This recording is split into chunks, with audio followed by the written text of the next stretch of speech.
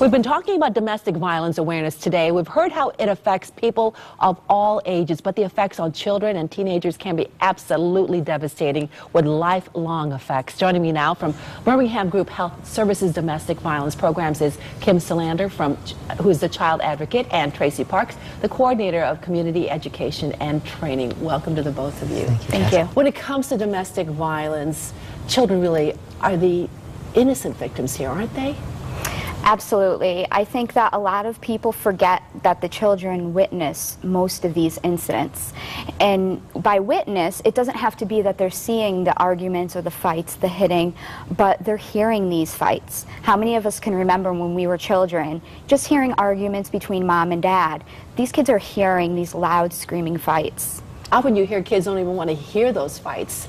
I mean, I know when we have a little argument at home, my daughter says, "Oh, Mom, I just want to hear it." And those are just small things. I can't imagine what it's like when it's something so serious as physical abuse and mental abuse. Yeah, and the point is, this is happening a lot more than in a normal home. They have to go to school, and they're thinking about this, and you know, they're going to try to hide it from their friends, and because they've been told that they're not supposed to talk about this. What kinds of programs are out there for these types of children who are seeing it at home?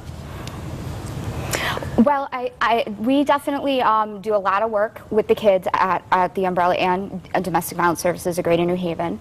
And one of the things that we do is we work with kids in the shelter, and we have support groups. We try to set up routines, make things more normal, and keep them safe. But even we work with kids who are in the community, who are living in homes where there's domestic violence active, or also where they have just recently gotten out of a situation, or there may be a divorce happening or something like that.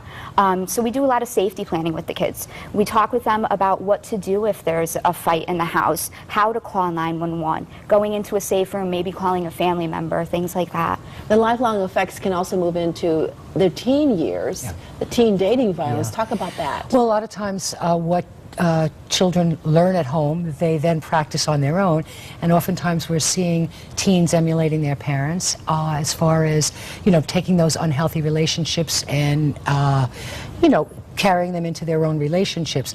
Especially nowadays with teens or any teenager, they lack a lot of previous experience in a relationship. Some of them don't have good role models. Many of these kids don't have the maturity to understand what a healthy relationship, low self-esteem. And the other thing that we're seeing now that's really contributing to situations around the issue of teen dating violence is technology, because nowadays teenagers can be in touch with each other, you know, 24 hours a day, 7 days a week, and many times it's not healthy.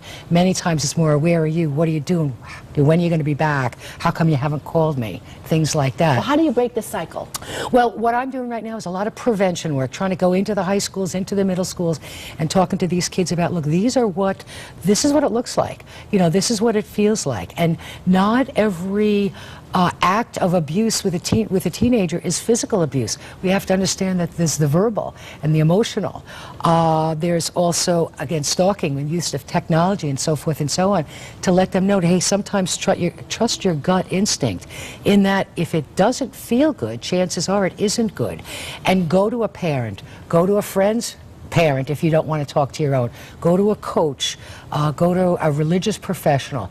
Every teenager out there has at least one adult that they can trust, that they can go to, that they can talk about this, and it shouldn't be a secret.